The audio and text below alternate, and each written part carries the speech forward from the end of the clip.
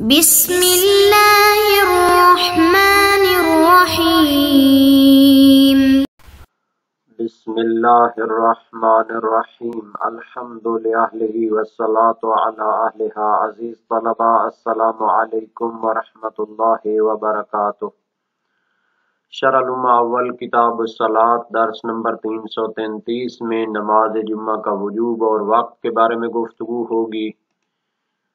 بقیہ واجب اور مستحب نمازیں ذکر ہو رہی ہیں۔ نماز جمعہ کا بیان ہوگا۔ نماز جمعہ کے وقت کے بارے میں تفصیل ذکر ہوگی۔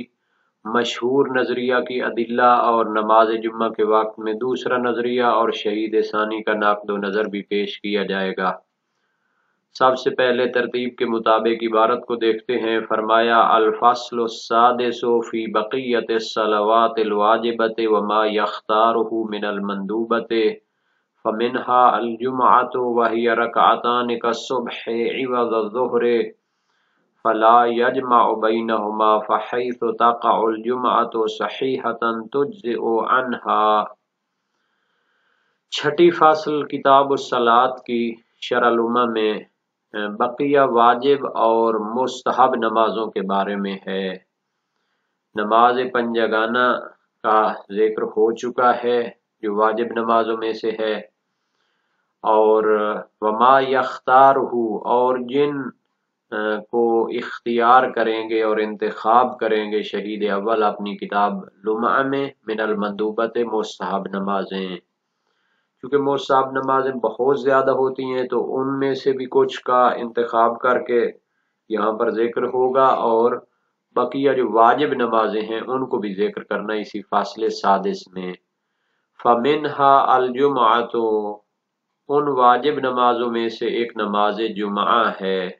وہی رکعتان کالصبح عوض الظہر، یہ 2 رکعت ہوتی ہے، اور اس کا طریقہ یعنی نماز صبح کی طرح 2 رکعت ہوتی ہے۔ عوض الظہر، نماز ظہر جو 4 رکعت ہوتی ہے اس کے بدلے میں یہ ہوتی ہے، یعنی اگر نماز جمعہ پڑھی جائے شرائط کے ساتھ تو پھر نماز ظہر نہیں پڑھنی ہوتی۔ فلا یجمع بینہما، تو پھر ان دونوں کو جمع نہ کرے نماز گزار۔ فحیث تقع الجمعۃ صحیحۃ، جہاں پر نماز جمعہ صحیح واقع ہوگی، تجزئ عنہا، تو وہ نماز ظہر کے بدلے میں کافی ہوگی۔ جمعہ کے دن نماز ظہر ہی جو مثلا ہوتی ہے تو اس کی جگہ پہ نماز جمعہ آ جاتی ہے، دونوں کو پھر جمع نہیں کیا جاتا۔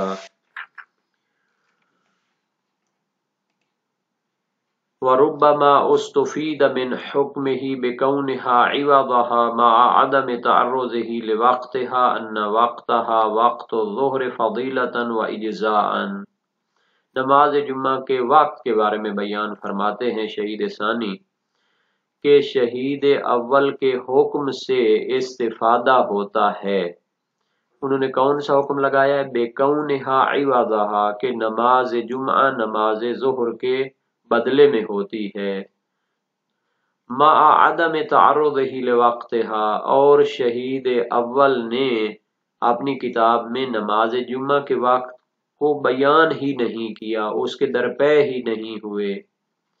ایک طرف سے نماز جمعہ کو نماز ظہر کا عوض اور بدل قرار دیا ہے، دوسری طرف نماز جمعہ کے وقت کے بارے میں علیحدہ گفتگو نہیں کی، تو اس سے سمجھا جاتا ہے ان وقتها وقت الظہر فضیلۃ واجزاء، کہ نماز جمعہ کا وقت نماز ظہر کے وقت کی طرح ہے، فضیلت کا وقت ظہر فضیلت کا وقت جمعہ ہوگا، اور اجزاء یعنی جتنے وقت میں نماز ظہر پڑھی جا سکتی ہے اور وہ کافی ہوتی ہے، اس تمام وقت میں نماز جمعہ بھی پڑھی جا سکتی ہے۔ وَبِهِ قَطَعَ فِي الدُّرُوسِ وَالْبَيَانِ، اسی نظریے کا قطع اور یقین کیا ہے شہید اول نے اپنی کتاب دروس الشرعیہ میں اور اپنی کتاب بیان میں۔ وَظَاهِرُ النُّصُوصِ يَدُلُّ عَلَيْهِ، اور روایات کا جو ظاہری معنی ہے وہ بھی اسی نظریے پر دلالت کرتا ہے۔ کیا نظریہ ہو گیا پہلا جمعہ کے وقت کے بارے میں؟ کہ نماز جمعہ کا وقت نماز ظہر کے وقت کی طرح ہے، فضیلت کے لحاظ سے بھی اور اجزاء کے لحاظ سے بھی۔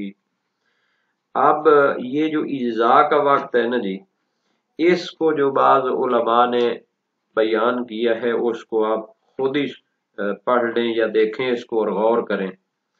کہتے ہیں کہ بعض فقہاء کا نظریہ ہے کہ نماز جمعہ کے وقت کی مقدار نماز ظہر کے وقت کے مقدار جتنی ہے، اختصاصی وقت بھی اور فضیلت کا وقت بھی۔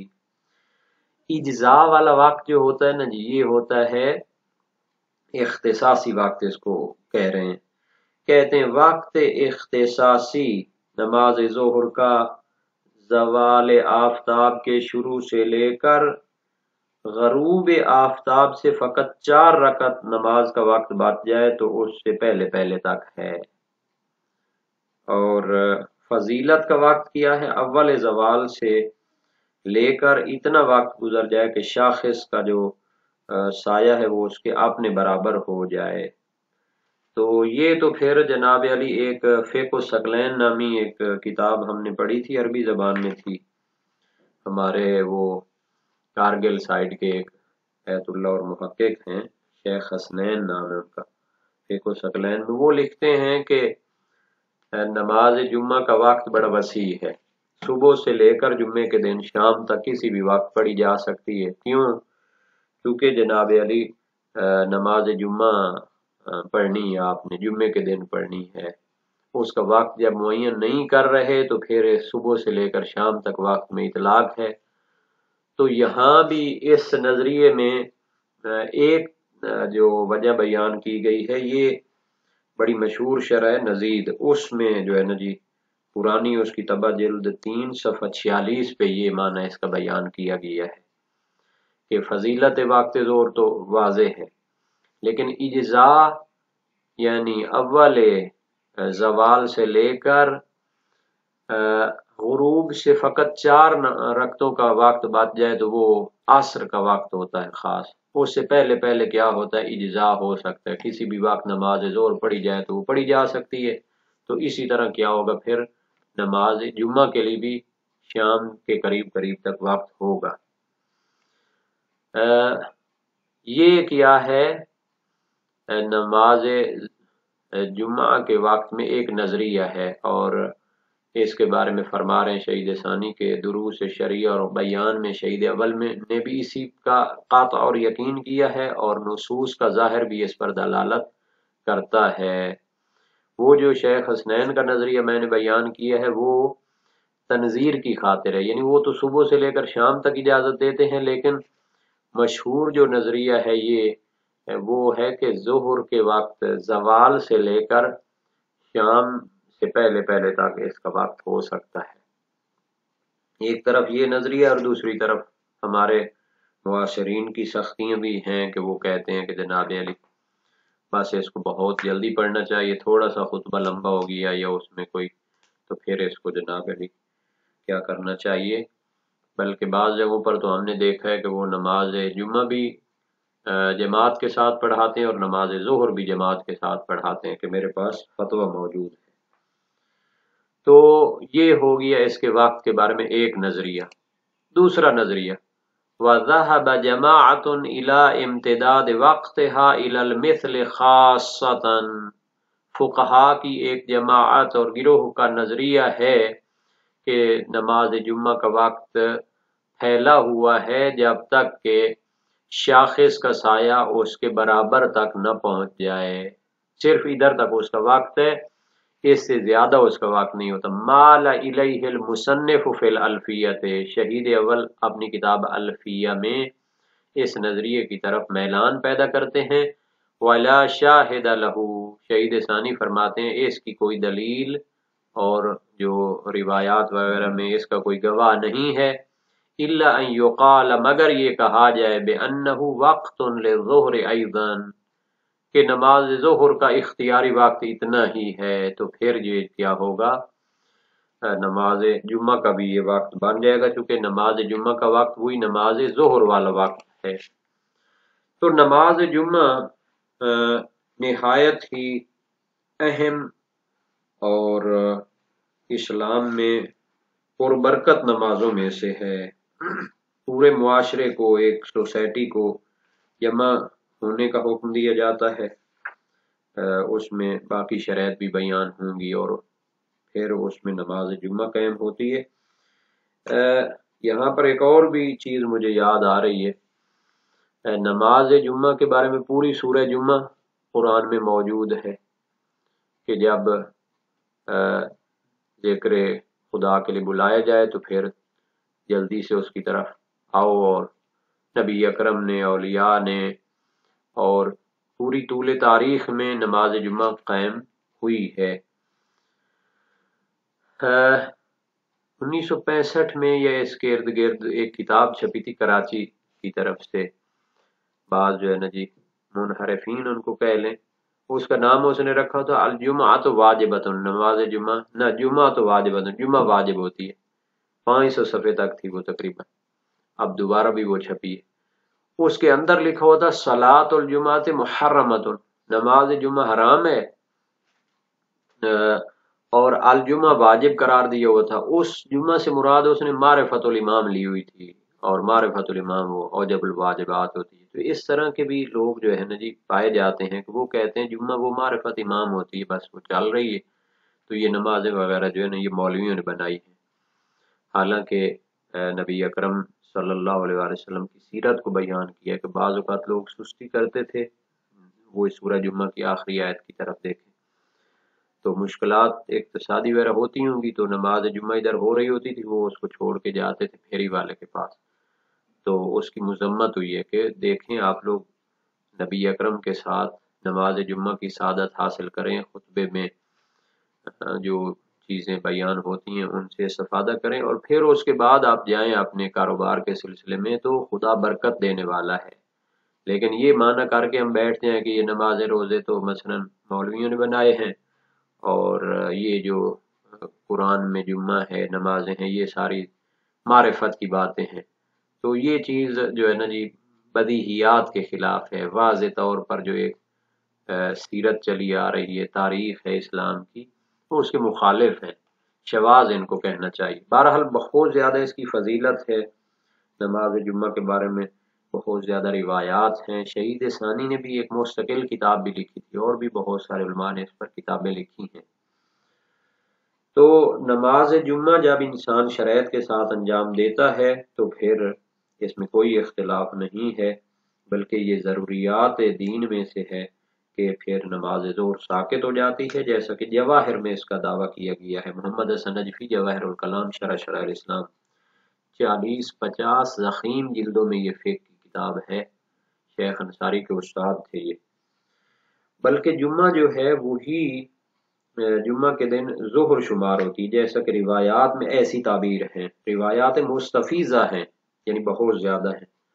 صحیح محمد بن مسلم ہے امام باقر و امام صادق علیہ السلام میں سے ایک سے، سألتہ عن اناس فی قریۃ هل یصلون الجمعہ جماعۃ، میں نے ایک دیہات کے بارے میں، لوگوں کے بارے میں سوال کیا کہ کیا وہ جمعہ جماعت میں پڑھیں، فرمایا نعم وَيُصَلُّونَ أَرْبَعًا إِذَا لَمْ يَكُنْ مَنْ يَخْطُبُ، اگر خطبہ دینے والا پیش نماز نہ ہو اور جماعت نہ ہو ان کی، تو پھر وہ 4 رکعت نماز ظہر پڑھیں گے۔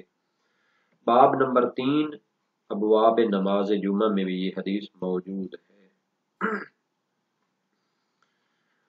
تو یہ تو تھا کہ دونوں نمازوں کو جمع نہیں کیا جائے گا، اگر جمعہ شرائط کے ساتھ پڑھ لی تو پھر اس میں ظہر معاف ہوگی، تو جب جمعہ صحیح واقع ہو جائے تو پھر وہ کیا ہوتی ہے، کافی ہوتی ہے نماز ظہر کے بدلے میں۔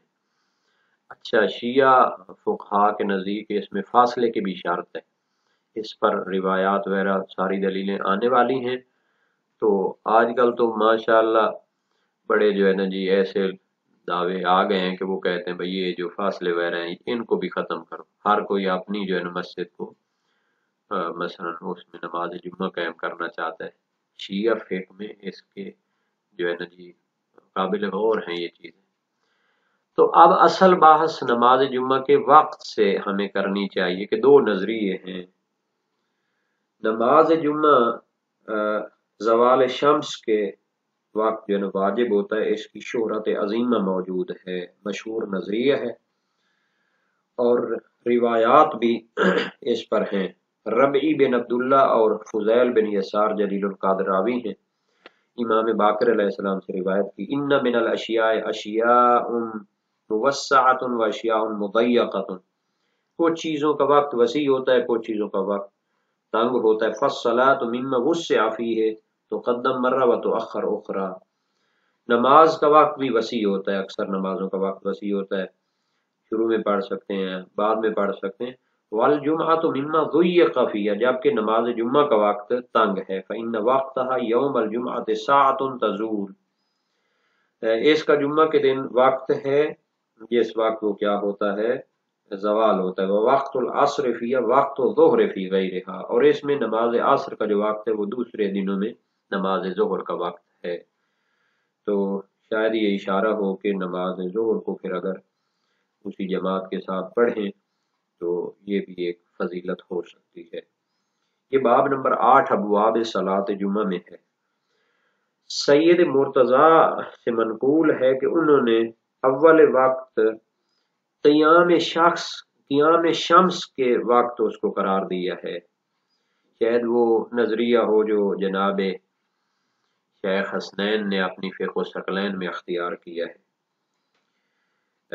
اس کو سید مرتضیٰ کے شاگرد تھے شیخ توسی، انہوں نے اپنی کتاب خلاف میں نقل کیا ہے ان سے، اور سرائر میں ہے لم اجد للمرتضیٰ تصنیفا ولا مستورا بما حکاہ شیخنا عنہ، سید مرتضیٰ کی کسی کتاب اور کسی تحریر میں نے اس کو لکھا ہوا نہیں پایا، محقق ابن ادریس ہلی فرما رہے ہیں، جیسا کہ ہمارے شیخ توسی نے ان سے نقل کیا ہے۔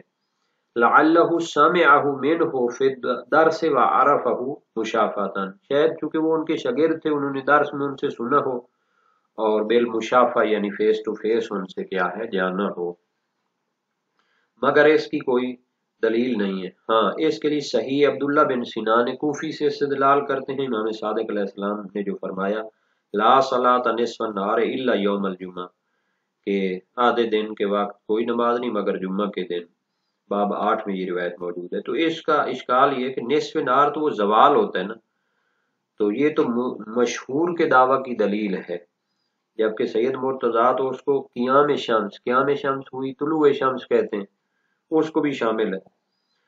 اچھا جی، علامہ نے اس کے لیے استدلال کیا جو وکیع اسلمی سے روایت ہے، شاہدت الجمعہ مع ابی بکر فکانت صلاۃ و خطبتہ قبل نصف النہار، میں نے ان کے ساتھ جمعہ پڑھی تو وہ نماز اور خطبہ یعنی نصف نہار سے پہلے دیتے تھے۔ صحیح مسلم جلد 3 صفحہ 9 میں یہ حدیث موجود ہے، سیاہ ستہ میں سے۔ تو یہ تو اول اس کی سند کی بات ہونی چاہیے، اور دوسرا نصوص کثیرہ جو دلالت کرتی ہیں کہ زوال وہ اول وقت جمعہ ہوتا ہے، تو اس کے مخالف ہے یہ۔